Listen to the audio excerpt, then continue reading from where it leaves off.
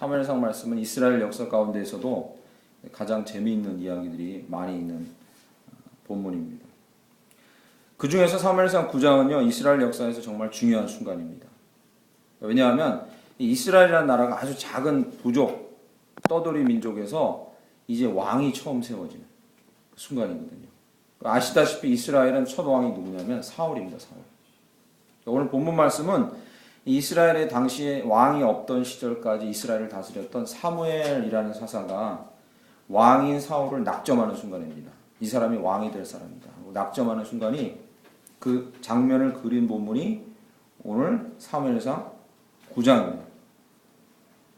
그런데 성경이 정말 믿을만하고 그리고 가치 있다라고 여겨지는 것은 바로요.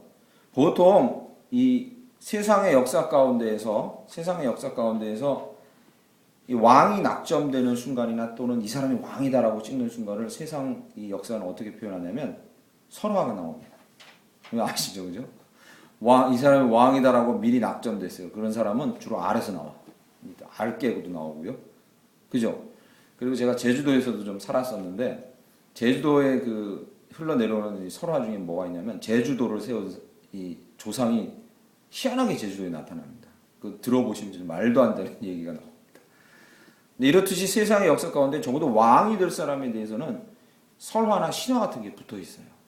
성경이 믿을 만하다는 게 이 사울이 왕으로 세워지고 그 다음에 계속 왕으로 세워지는 사람들에게 그런 이야기가 전혀 없어요. 없습니다. 그런 거짓말들은 또는 설화 같은 내용, 믿거나 말거나 하는 내용들은 써있지 않습니다. 세상의 경우 같으면 실제로 그런 비슷한 설화라도 없는 왕은 만들어서라도 그걸 갖다 붙여 놓습니다. 그런데 오늘 본문 말씀에는요, 사울이 왕이 될 만한 사람이다라고 지적하는 장면은 9장 2절에 딸랑 한 절로 등장합니다. 저희 읽지 않았는데 잠깐 보시죠. 9장 2절에 보면 딸랑 한 절로 등장합니다. 9장 2절. 기스에게 아들이 있으니 그의 이름은 사울이요 준수한 소년이라 이스라엘 자손 중에 그보다 더 준수한 자가 없고 키는 모든 백성보다 어깨 위만큼 더 컸더라. 그죠? 네. 사울이 왕이 될 만하다라고 어떤 기준에서 사울이 왕이 됐을까라고 추적해 들어가 보면 딱 하나 건질 만한 게 이거 있습니다. 준수하다. 이거는 웬만한큼 괜찮게 생겼거나 똑똑한 사람한테 아무한테나 쓸 수 있는 말이잖아요. 준수하다. 저희 아버님 조남이 준자, 숫자, 준수입니다. 준수 아무한테나 막 쓰는 말이에요. 그죠? 아무한테나 쓰는 말입니다. 오히려 이 사울은요, 이 사울이 왕이 된 이 사울은 자기 자신을 왕 될 가치가 없다고까지 이렇게 성경에서 드러내고 있습니다. 그 말을 사울이 한 걸 성경 그대로 또 쓰고 있어요. 오늘 읽은 본문 중에서 9장 21절 마지막 절을 보시죠. 보시면 사울이 대답합니다. 나는 이스라엘 지파의 가장 작은 지파 베냐민 사람입니다. 사무엘이요, 저는요 왕 될 자격이 없습니다. 실제로 12지파가 이스라엘에 있었는데 그 중에 가장 작은 지파가 베냐민 지파예요. 그리고 그 지파 사람이 사울이에요. 지금으로 말하면 경상도 사람, 전라도 사람, 충청도 사람 이 중에서 가장 세력이 약한 지파가 베냐민 지파였어요. 그리고 또 뭐라고 하냐면 나의 가족은 베냐민 지파 모든 가족 중에 가장 미약하다 이렇게 써 있습니다. 그러니까 저는요 왕될 자격이 없는 사람입니다. 가치가 없어요라고 한 말을 성경은 또 그대로 적어놓고 있어요.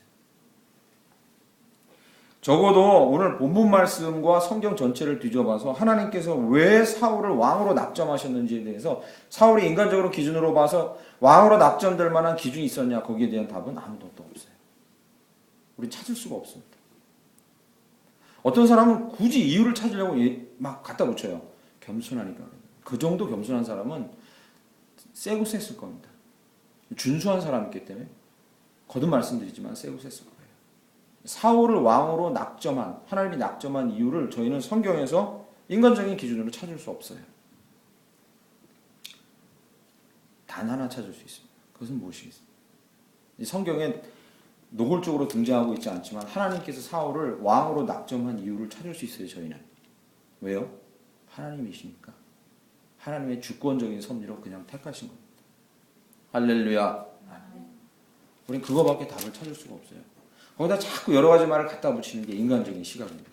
이 사람은 잃어버린 양을 찾으려고 멀리까지 왔어요. 부지런하네. 부지런하니까 왕 세운 거예요. 부지런한 사람이 세고 셌습니다. 우리는 사울이 왕된 이유를 딱 하나 찾을 수 있는데 그것은 하나님 마음대로, 하나님 주권적인 역사로, 좀 고상하게 표현하면 하나님 그분의 변함없는 주권적인 역사로 그를 그냥 선택하신 것. 마치오 말라기 1장에 보면요. 말라기 1장에 보면 이스라엘 백성이 하나님께 계속해서 불평해요. 왜 하나님 우리를 이렇게 사랑하지 않습니까? 왜 나를 이렇게 내버려 두십니까? 좀 더 빨리 오셔서 나한테 더 큰 은혜를 주시지 왜 이러십니까? 라고 말할 때 하나님 뭐라고 말씀하시냐면 이삭에게는 두 아들이 있었는데 형 에서와 동생 야곱이 있었다. 그런데 나는 에서보다 야곱을 더 사랑했다. 그리고 그 야곱의 자손이 너희들 아니냐 하고 이스라엘에게 얘기합니다. 만약에 내가 야곱보다 에서를 더 사랑했다면 너희 이스라엘 백성은 존재하지도 않았다. 하나님 계속 뭘 말씀하시는 거예요? 내 주권적인 은혜를 너희는 의심하지 말아라. 그 얘기를 계속 해주는 거예요.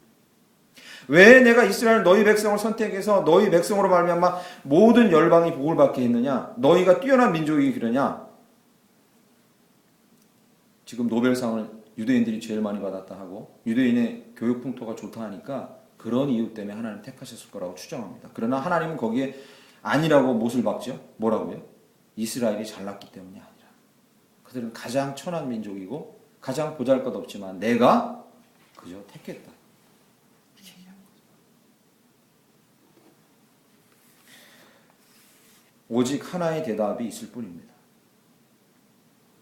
하나님의 주권적인 역사 혹은 섭리만이 우리를 이스라엘을 선택하시고 이끌고 가신다는 거죠.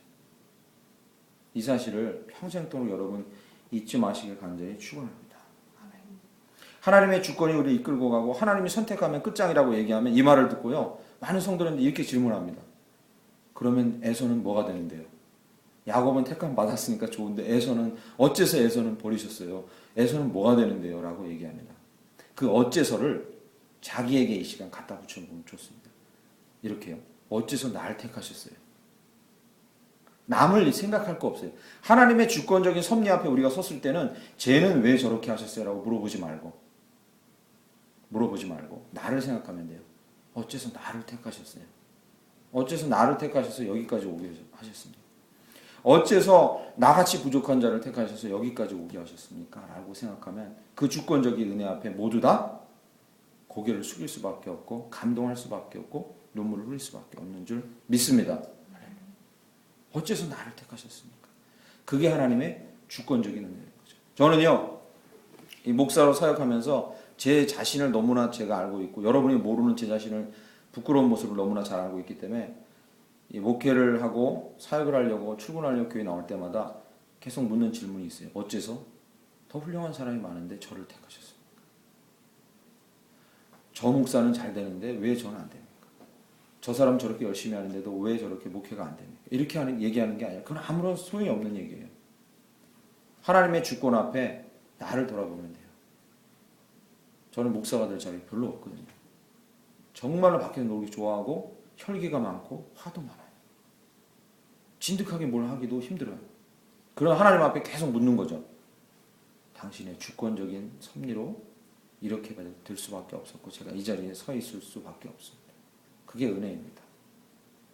하나님의 주권적인 역사는 오늘 제목의 말을 가능하게 해줍니다. 우리 입에서 이 제목의 말을 하게 합니다. 오늘 제목이 뭡니까? 설교에 우리가 아직 소망을 가질 이유. 할렐루야. 우리가 아직 소망을 가질 이유. 하나님의 주권적인 역사가 있기 때문에 그걸 우리가 믿기 때문에 아직 우리에게 소망이 있어요. 왜 그런지 지금 설명해 드릴게요. 우리 청소년들이 있어서 오늘 제가 작심하고 노골적인 얘기를 좀 하려고 했는데 청소년들이 있어서 어떤지 모르겠습니다. 저는 우리나라가 지금 이제 소망이 많이 사라졌다고 생각해요. 근데 그 소망이 지금 뭐 다른 이유, 경제적으로 어렵다 이런 것 때문에 소망이 아닙니다.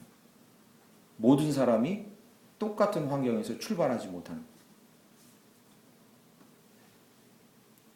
오히려 정부와 국가 지도자들이 혜택을 일부에게 주고 사람들을 구분하고 그리고 정보를 이용해서 본인들이 더 우월한 입장에 먼저 서려고 공평하지 못하고 똑같은 조건에서 살지 못하게 만들고 오히려 지도자들이 그렇게 조장하는 것 때문에 사실 그것 때문에 저는 이 나라에 소망이 없다고 봅니다.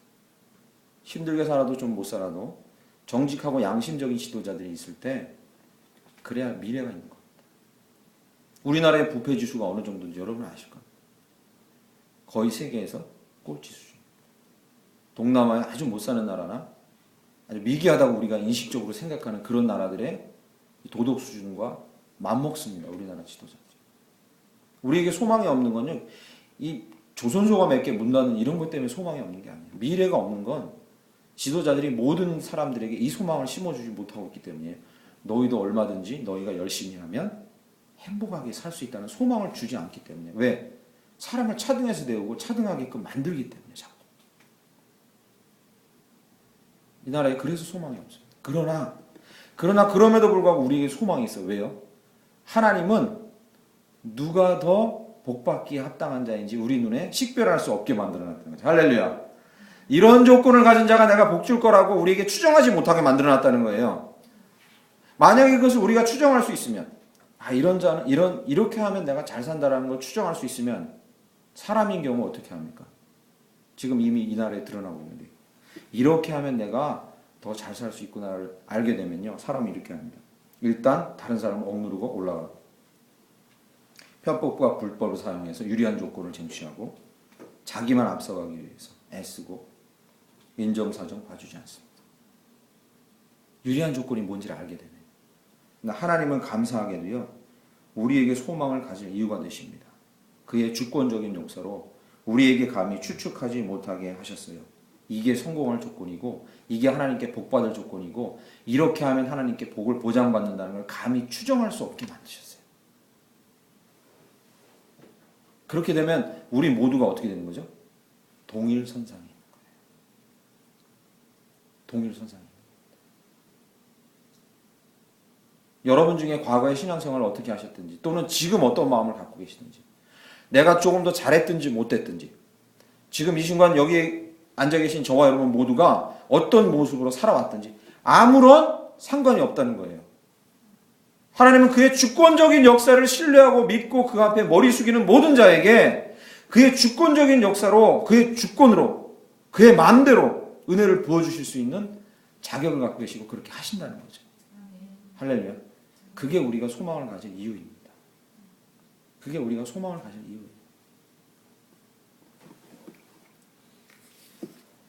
저는 지난 주간을 지나오면서 이 선배 목사님들이 모임에 갔다가 조언을 얻으려고, 이제 힘을 좀 얻으려고 개척해서 이제 1년 반, 2년이 가까워지는데 뜻대로 안 되네요 하고 이제 이런저런 얘기 나누고 조언을 얻는데 선배 목사님 중에 한 분이 참 훌륭한 말씀을 해주셨어요. 오늘 본문 내용과 아주 비슷합니다. 이렇게 저렇게 하면 부흥한다는 얘기하는 목사들에게는 거짓말이니까 절대로 듣지 마소, 이 얘기를 해주시더라고요. 이런 비법이 있습니다. 이렇게 하면 교회가 부흥합니다. 이런 비법을 얘기하는 사람 말을 절대로 듣지 마십시오. 그러면 모든 교회가 성공할게요. 그러면 모든 교회가 부흥할게요. 비법이라는 건 있을 수 없습니다. 즉 하나님의 복을 이끌어내고 하나님의 은혜를 이끌어내는 방법은 있을 수 없다는 거죠. 그러면요, 그럼 목사님은 어떻게 그렇게 꾸준하게 성장해 오셨습니까? 저요, 딱 하나밖에 없어요. 하나님의 은혜가 저를 불쌍히 여겨주신 것 뿐입니다. 그게 정답이고 그것 말고는 답이 없다는 거예요. 우리에게 만약에 소망이 있다면 그건 딱 하나뿐입니다. 저와 여러분 자신에게 소망이 있다면 딱 하나밖에 없습니다. 그냥 지금 꿈이 안 정해져 있고 미래가 밝지 않아도 아무 상관없습니다. 저에게 소망이 만약에 딱 하나 있다면 그건 딱 하나입니다. 하나님의 주권적인 역사는 우리를 가리지 않고 임하신다는 거죠. 누구에게? 그 주권적인 역사를 기대하는 자에게. 겸손히 주권적인 역사를 기대하는 자에게 무조건적으로 임한다. 여러분 그 사실을 이 시간 기억하시고 그 주권적인 역사를 사모하시길 간절히 축원합니다. 필요한 건 딱 하나예요. 겸손한 마음. 제가 하나님의 주권적인 역사를 기대합니다. 제게 오셔서 역사해 주십시오. 라고 그 마음만 풀면 됩니다. 얼마나 공평하십니까? 얼마나 우리에게 소망을 줍니까? 그런데 이 주권적인 역사를 오해하시는 분이 또 있단 말이죠. 그래서 이 말씀만 드리고 마칩니다. 이 주권적인 역사를 오해하세요. 주권적인 역사는 운명이다라고 생각하시는 분이 있어요. 이렇게 생각하는 사람 많습니다. 하나님은 어차피 모든 것을 아시고 그의 주권대로 모든 걸 행하시는데 내가 몸부림쳐 봐야 하나님 아는 대로 그대로 되고 예정된 대로 그대로 되는데 내가 뭘 노력할 필요가 뭐 있습니까? 내가 계속 놀고 죄짓고 아무렇게나 행동해도 하나님 나에게 은혜를 주신다면 내가 일할 필요가 뭐 있겠습니까? 내가 아무리 열심히 해도 하나님 앞에 성실하게 해도 나를 들어쓰시지 않는다는데 내가 열심히 할 이유가 뭐가 있습니까? 운명으로 생각하시는 분이 계시단 말이죠. 오늘 본문 말씀에 그렇지 않다는 것을 이 왕을 선택하는 이 하나님의 이 주권적인 역사를 통해서 드러내 주십니다. 16절 말씀 보시죠. 9장 16절. 이게 아주 중요한 말씀입니다. 여러분 인생에서 잘 들어두시면 정말 귀한 말씀입니다. 16절. 내일 이맘때 내가 베냐민 땅에서 한 사람을 내게로 보내리니 너는 그에게 기름을 부어 내 백성 이스라엘의 지도자로 삼으라. 그가 내 백성을 블레셋 사람들의 손에서 구원하리라. 내 백성의 부르짖음이 내게 상달되었으므로 내가 그들을 돌아보았노라 하셨다. 이게 무슨 말씀이냐면요. 지금 사울은 잃어버린 자기 집안에 짐승 하나를 찾으려고 막 오고 있었어요. 그런데 그 사울의 종이 여기요 엄청나게 예언을 잘하시는 분이 있는데 사무엘이 있어요. 저로 가봅시다 하고 오고 있는 중이에요. 사무엘을 찾아서. 그런데 오기 전에 이 사무엘에게 하나님께서 환상을 보여주시고 말씀하신 거예요. 조금 내일 이맘때면 사울이라는 자가 올 텐데 그에게 기름 부어 왕을 세우라. 내가 그를 왕을 세운 이유는 이것이다. 여기 보시면요. 내 백성이 부르짖음이 내게 상달되었다. 이스라엘 백성이 하도 나한테 부르짖어서 우리에게 왕을 달라고 하는 그 기도가 나에게 상달됐다. 내가 받았다. 그래서 여기요. 내가 그들을 돌보았노라. 이렇게 쓰고 있습니다. 여러분 이 말씀만 보시면 이게 별거 아닌 말씀인데 8장에 이미 하나님께서는 그 백성에게 왕을 원하지 않으신다고 적고 있어요.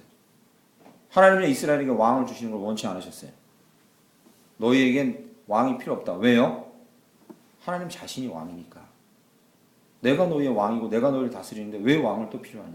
왕 주는 걸 허락지 않으셨어요. 그런데 여기 뭐라고 씁니까? 15절에 그들의 부르짖음이 내게 상달됐고 내가 그들을 돌보았대요. 이 말은요. 그들이 하도 부르짖어서 내가 왕을 주기로 결정했다는 거예요. 묻겠습니다. 하나님께서 결정하시고 작정하신 걸 바꿀 수 있습니까? 없어요. 이 말은 뭡니까? 왕을 주시는 걸 허락지 않으셨어요. 근데 하도 이스라엘이 부르짖으니까 바꾸셨어요. 뜻을. 무슨 의미일까요? 하나님께서 이렇게 말씀하신 것은 되게 해석하기가 어렵습니다. 그래서 이 부분에서 신학자들이 너무 어려움을 겪어요. 그래서 제가 칠판 꺼내놓은 이유가 그림 하나를 그려서 여러분에게 설명해 드리겠습니다. 앞으로 꼭 이 그림 기억하시고 여러분 기도 생활하실 때 하나님의 뜻이 변하지 않는데 왜 나의 삶에서 기도를 해야 하는가? 그것에 대해서 여러분 꼭 기억하시길 바랍니다. 그러면 기도하실 때 도움을 많이 얻으실 수 있습니다.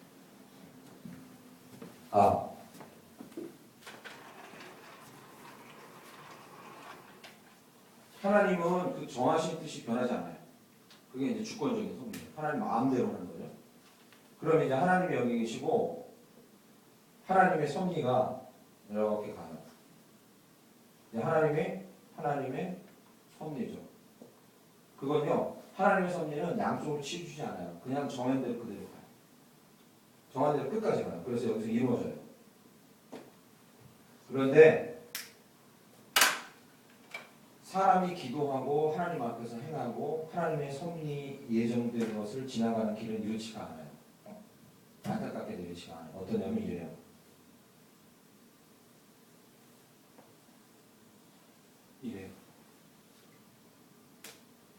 하나님은 자기 정하신 이 주권적인 섭리를 이렇게 이루세요. 일직선으로 절대 좌우로 흔들리지 않아요. 사람은요. 하나님께서 자기에게 말씀하신 게 있다 할지라도 그것을 이루는 사람의 태도와 그 삶은 이렇게 안 가요. 절대. 어떻게 가요? 이렇게 가요. 잘 드세요 이제. 정신을 바짝 차리고 한 번만 들으시면 평생 여러분이 큰 도움이 됩니다. 이거는 다른 데서 안 가르쳐요. 제가 말씀 연구하면서 목회하면서 깨달은 것 알려드리는 거예요. 이스라엘이 왕을 구했어요. 맞죠? 예? 이스라엘이 하나님 앞에서 왕을 구했어요. 여기 왕을 구한 시점이에요. 왕 주세요. 이게 사무엘상 8장에 처음 나와요. 왕을 달라고. 이스라엘이 한 번도 구하지 않았고 왕을 달라고. 그러면 이 왕을 구한 이스라엘의 기도에 하나님은 변할 수 없는 주권적인 역사로 대답을 이미 갖고 계셨어요. 그게 뭡니까? 여기가 그 대답이에요. 이루어진 대답이에요. 여기가 너희에게 왕을 오직 누구다? 하나님이다. 너희에게 오직 왕은 누구다? 너희를 통치하고 다스린다는 누구다? 나다. 이걸 알려주시려는 게 하나님이에요. 이 알려주시는 모든 과정과 그것을 인간이 깨닫게 되고 그것을 고백하는 모든 과정이 이루어지는 역사는 변함이 없었어요. 절대 변함이 없어요. 변함이 없어요. 그럼 여쭙겠습니다. 내가 너희의 왕이고 나만이 온 세상을 다스린다는 게 완전히 이 우리를 다스려 주십시오, 왕 주십시오라는 이 질문에 대답한 이 내가 너희의 왕이라는 이 응답이 완전히 성취되는 때가 언제입니까? 예수님 다시 오실 때. 이 땅에서 성취 안 돼요. 예수님 다시 오셨을 때. 계시록 뭐라고 얘기합니까? 그분이 하나님과 함께 온 세상을 다스릴 주인으로 다시 등극하셔서 모든 마음이 다 죄가 없는 상태에서 예수님을 섬기게 돼요. 하나님과 예수님 왕을 다스리세요. 그러니까 하나님께서 나는 왕이고 너희를 다스릴 자라는 걸 사람들 가운데 가장 명백하게 분명하게 보여주실 기도 응답은 나중에 계시록 세상 끝에 예수님 재림하시고 나와요. 오케이. 그런데 사람들은 이때까지 기다리지 못하고 지금 내가 다스리고 있지 않냐 하고 얘기를 계속해도 뭐라고 합니까? 왕을 주세요. 왕을 주세요. 왕을 주세요. 그래서 오늘 본문 말씀 9장 16절에 내가 이스라엘의 기도를 들었고 내가 그를 돌보았다라고 하는 건 내가 내 뜻을 꺾어서 내가 이 변함없는 뜻 내가 왕이라는 뜻을 꺾어서 나는 너희 왕이 되지 않을게. 대신 왕이 줄게. 이렇게 응답하신 게 아니라는 거죠. 내가 너에게 지금 사람 왕을 주긴 하지만 그 왕을 통해서 네가 하도 나만을 섬기지 않고 나를 왕으로 섬기지 않고 다른 것을 하고 인간적인 왕을 요구하면서 옆으로 삐딱선을 타니까 내 뜻과 이렇게 일치하는 것처럼 너희가 느끼는 첫 번째 경험을 줄게. 이게 누굽니까? 사울이에요. 사울. 그러니까 이스라엘 백성은 기도를 막 한 다음에 사울을 왕으로 주시니까 자기 기도가 응답된 줄 알았어요. 일치하는 점이죠. 아주 묘한 표현이에요 이게. 자기 기도 응답을 받은 줄 알았죠. 예, 맞습니다. 받았어요. 받았는데 이건 깨닫지 못하고 있는 거지. 눈에 보이는 왕을 보고서 이건 깨닫지 못하고. 그런데 이게 처음엔 좋다가 어디로 가요? 사울 때문에 고통을 받은 백성들. 그렇지 않습니까? 사울 때문에 나중에 고통받죠. 사울이 미치잖아요. 미치잖아요. 그래서 나라가 막 되게 혼란스러워져요. 그러니까 이스라엘 백성이 뭘 깨닫기 시작해요? 왜 하나님이 왕을 허락하시지 않고 나만을 왕으로 섬기라는지 그 뜻을 조금씩 깨닫게 돼요. 이걸 조금씩 깨닫게 돼요. 그러다가 그래도 불안하고 초조하고 세상적인 왕이 없으니까 불안하니까 또 왕을 달라고 계속 요구해요. 누가 여기 있습니까? 다윗이 왕이 되죠. 이스라엘 백성은 이제 비로소 제대로 된 왕이 섰네. 하나님 우리 기도를 들으셨구나. 다윗 잘 따르면 우리 잘 살겠구나. 다윗 말년에 여러분 어떻게 된지 아십니까? 다윗이 이스라엘의 가장 성군이고 위대한 자였지만 말년에 어떻습니까? 마지막에 죽기 직전까지 그가 계속해서 중대 범죄를 멈추지 않고 이스라엘 백성을 힘들게 해. 마지막에 일어났던 일이 뭔지 아시죠? 뒷짐지고서 늙은 다윗이 내가 이 나라를 얼마나 잘 다스렸나 볼까? 요압 장군 이리 와봐라. 인구조사에서 내 치적을 보고하도록 해라. 하나님 원하시지 않는 거지. 내 치적을 보고하도록 해라. 그러니까 요압 장군이 그리 마소서 하는데 시끄럽다. 내가 이렇게 잘 다스려서 나라가 이렇게 됐으니 빨리 가서 보고하도록 해라. 그것 때문에 이스라엘 백성 수만 명이 죽어요. 수만 명이 죽어요. 이게 잘 알려지지 않고 성도는 관심이 없어요. 그는 죽어요. 이스라엘 백성 혼란에 빠져요. 우리 기도가 응답되긴 했지만 뭔가 하나님 우리에게 알려주시는 다른 게 있다는 거예요. 나중에요 이스라엘이 그렇게 하나님께 부르짖어서 그래도 정신을 못 차리고 하나님만을 섬기지 못하고 눈에 보이는 왕을 세워서 우리 군사력을 좀 강력하게 해주세요라는 기도에 계속 응답해서 하나님 왕을 계속 세우는데 계속 이제 이 솔로몬 뒤에 왕들은 한술 더 떠. 이 왕들 때문에 이스라엘은 더 살기 힘들어지고 고통 속에 빠진다. 그러면서 이스라엘은 자기가 드린 기도가 응답됐다고 기뻐했지만 이내 하나님이 그들에게 주시려는 진짜 기도 응답이 무엇인지 배워가기 시작해요. 우리에게 진짜 왕은 누구인가? 막 혼란 가운데 배워가기 시작합니다. 그러면서 드디어 요쯤 가서, 요쯤이라고 짓겠습니다. 요쯤 가서 드디어 이스라엘 백성은 누구를 기대합니까?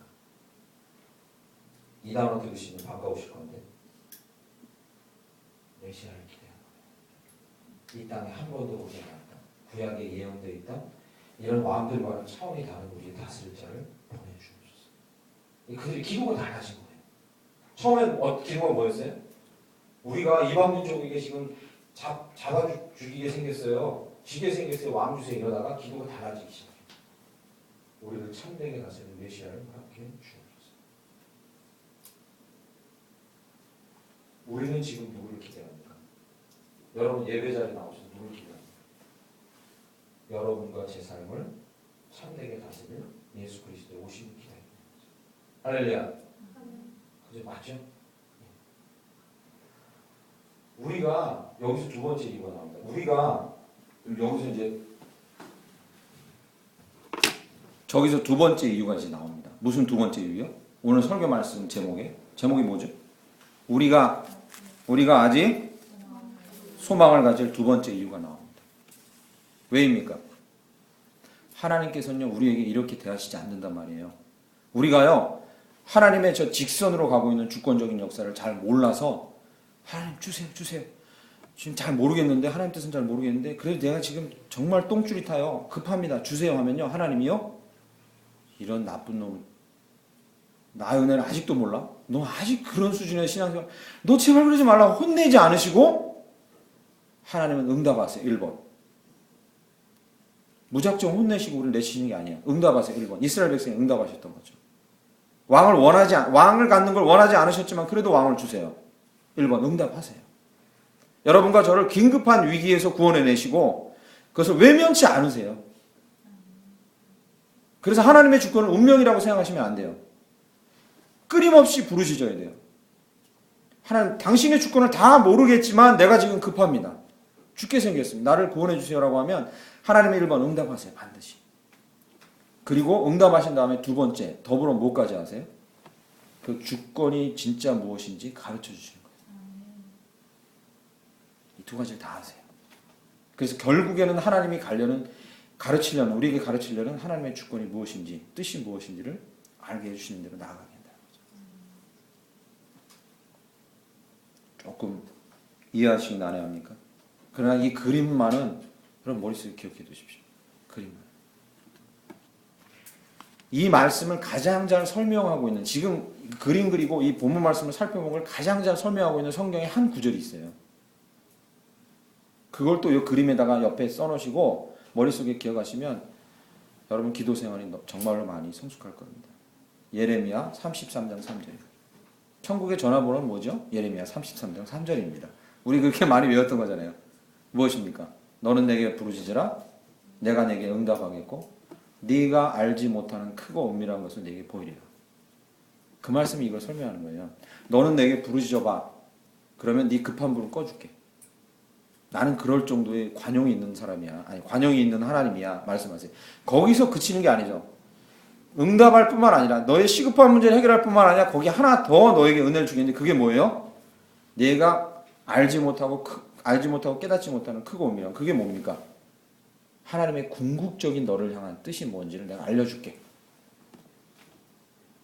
아시겠어요?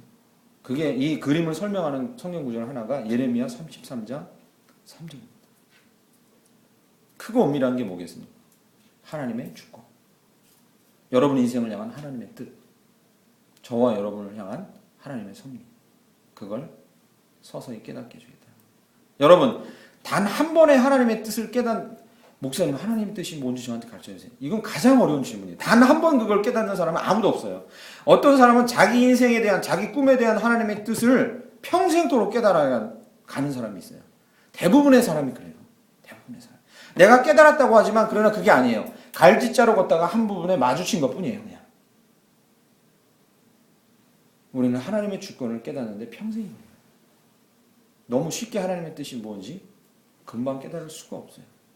그러나 하나님이 우리에게 주신 약속이 있는 거죠. 그럼에도 불구하고 우리가 소망을 버리지 않을 이유가 뭐냐면 우리에게 운명 지어진 것 같은 하나님의 주권과 섭리가 분명히 있다고 인식될 때라도 우리는 끝없이 부르짖을 수 있다는 거예요. 왜요? 응답하시겠다고 약속하시기 때문에. 응답하실 뿐만 아니라 하나님의 뜻을 가르쳐 주겠다고 약속하시기 때문에.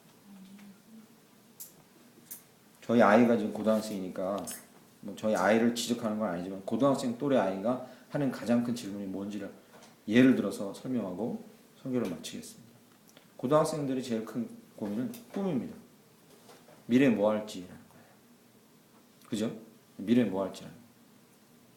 저희 아이가 그렇다는 건 아니고 고등학생 중에 어떤 한 아이가 미래에 대해서 뭐 할지 고민하다가 하나님께 저를 향한 하나님의 뜻이 뭔지 알려주세요. 저는 뭘 하고 살아야 될지 하나님이 뭘 하고 살아야 될지 어떻게 정하셨는지 알려주세요 라고 기도합니다. 대부분 응답되지 않습니다.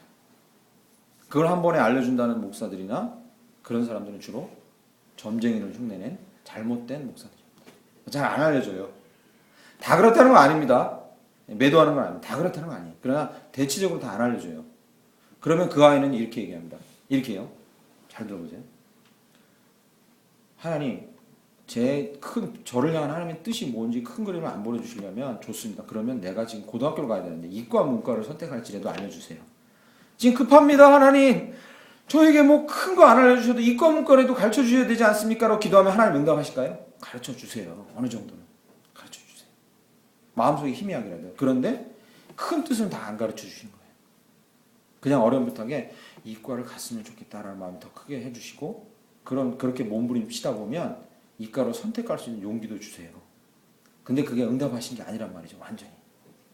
그런데 이과로 가게끔 해주시고서 이과를 내가 선택해서 거기 이과에 가서 공부를 하고 있어요. 그런데 계속해서 그 친구는 마음속에 갈등이 생겨요. 어떤 갈등이요? 수학이 어려워지면서 과학이 어려워지면서 내가 응답을 제대로 받은 건가? 갈등이 생기기 시작해요. 누구한테나 다 동일한 거예요. 갈등이 막 생겨요. 내가 잘 왔나? 하나님께 내가 응답받았다고 확신을 갖고 뭔가 선택했는데 잘 왔나? 갈등이 생겨요. 그러면 여기 그림 보세요. 다른 쪽 갈짓자로인지 나가는 거죠. 방황을 해요. 하나님 과연 나를 사랑하시며 한 겁니까? 나에게 왜 응답 안 하십니까? 방황을 해요. 방황하다가 어느 시점에 가요 이제? 고3이 돼. 그죠? 고3이 돼요. 대답을 못 얻고 자기 인생에 대한 하나님의 깊은 뜻을 모르고 고3이 돼버려요. 고3이 돼서요. 학과를 선택해야 되는데 그때까지 하나님의 큰 뜻이 뭔지 아직도 얻지를 못했어요. 구하지 못했어요. 자기 인생을 하나님의 큰 뜻을 몰라요. 그러면 당장 어떤 기도를 합니까? 성적 조금만 올려주시고 내가 무슨 학과 갈지는 좀 알려주세요. 그걸 알아야 내가 뭘 하지 않습니까? 하나님 어떻게 합니까? 라고 하나님께 매달려 기도해요. 하나님이 급한 불을 꺼주시기 위해서 마음에 어떤 가고 싶은 데를 더 생기게 해주시고 이런저런 얘기를 막 모아서 결정을 할 수 있도록 해주세요. 그건 자기가 응답이라고 생각하죠. 스스로. 아직 완전히 응답된 게 아니에요. 이 과정이 언제까지? 죽을 때까지 이어져요. 죽을 때까지. 여러분 제 경험으로도 여러분 지금 고백하신 분도 계신데 이거 죽을 때까지 이어져요. 죽을 때까지. 저희가 죽을 때까지 안고 사는 거예요. 그러나 그럼에도 우리가 소망을 잃지 않는 이유가 한 가지 있다는 거예요. 뭐냐면 하나님 우리의 기도를 응답하시고 들으신다는 거예요. 그래도 외면치 않으신다는 거예요. 그리고 들으셔서 급한 불도 꺼주시고 응답하시고 더 하나 어떤 은혜를 주신다는 거예요. 더 크고 비밀한 걸 조금씩 깨달아갈 수 있게 해주신다. 이게 얼마나 큰 은혜입니까? 네? 그러면 돌려서 생각해 봅시다. 여러분과 제게 제 인생을 향한 큰 뜻을 알려주시려고 그러면 여러분에게 알려주셨다고 생각해요. 그걸 이룰 수 있겠다고 생각하십니까? 절대 못합니다. 절대 못해요. 어떤 범상치 않은 아이에게요. 맨날 놀이터에 가서요. 코 질질 흘리고요. 애들은 수학 공부 잘하고 영어 공부 잘하고 선생님한테 인정받는데 외딴 아이는 소외받아가지고 패배자로 그렇게 살고 입시 7번 8번 낙방하고 정치인이 됐긴 했지만 계속 낙방하고 대통령 선거 나갈 때마다 낙방한 그 사람에게 하나님이 어릴 때 넌 대통령 될 거라고 큰 비전을 주셨다고 생각해 보세요. 그런데 계속해서 정치 낙방하고 입시 낙방하면 그는 어떻게 되겠습니까? 걔는 자살합니다. 하나님이 대통령 되겠다고 해주신 꿈이 정말 변함없는 기적적인 방법으로 그한테 알려주시고 그걸 마음에 품었다면요. 근데 현실은 그렇다면요. 살 수 없습니다. 그 사람. 미국의 대통령 중에 그런 사람이 있어요. 실제로. 근데 그 대통령은 대통령 될 때까지 그걸 몰랐던 거죠. 자기가 대통령 될 사람이라는 걸 몰랐던 거예요. 확실히 그 마지막을 몰랐던 거예요. 그러나 그 하루하루 열심히 하나님께 구하고 패배 중에도 하나님 나에게 응답하실 것이고 나에게 길을 열어주실 것을 그냥 믿었던 것뿐이에요. 하나님의 주권을 의지했던 것뿐입니다. 말씀을 맺겠습니다. 하나님께서 우리에게 소망을 주신 줄 믿습니다. 우리는 소망을 아직도 가질 수 있어요. 두 가지 이유 때문에. 여러분이 주권적인 하나님을 믿고 있기 때문입니다. 여러분은 다른 어떤 이 지구와 이 우주와 이 수원과 대한민국에 사는 어떤 사람들과 동등한 자격으로 하나님 앞에 서 있어요. 금식기도를 40이라고 바로 내려온 사람과 동등한 자격에 서 있어요. 동등합니다. 똑같아요. 그 사람에게 하나님이 주권적인 은혜를 더 많이 줄 것 같죠? 절대 안 그렇습니다. 절대 안 그래요. 똑같은 조건으로 하나님 앞에 서 있는 거예요. 주권만 인정하시고 겸손하시면 돼요. 또 하나 우리에게 소망이 있다 그랬죠. 그게 뭡니까? 그럼에도 우리의 긴급한 문제를 앓을 때 그거는 외면치 않으신다. 이런 수준 낮은 놈들 이렇게 안 하신다는 거예요. 외면치 않으시고 응답하시고 놀랍게도 더 큰 비밀을 조금씩 더 열어주시는 거예요. 그래서 우리가 소망이 있습니다. 저와 여러분은 소망이 있는 자들입니다. 그 소망을 붙들고 우리 일생토록 하나님께 달려가시는 일을 멈추지 마시고 하나님의 그 주권을 의지하시는 일을 멈추지 마시길 간절히 축원합니다. 찬양하고 기도하며 나갑니다. 하나님이시